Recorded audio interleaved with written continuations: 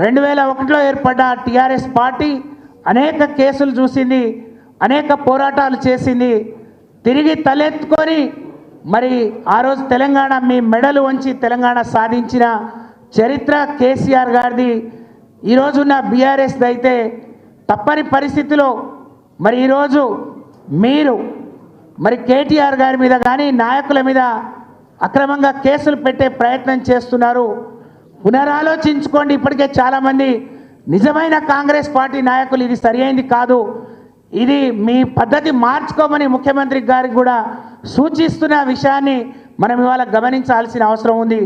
కానీ మీరు ఒకళ్ళిద్దరి మీద కేసులు పెట్టిన బీఆర్ఎస్ పార్టీలు మరింత దృఢంగా సైనికులుగా రేపు బయటకు వస్తారు.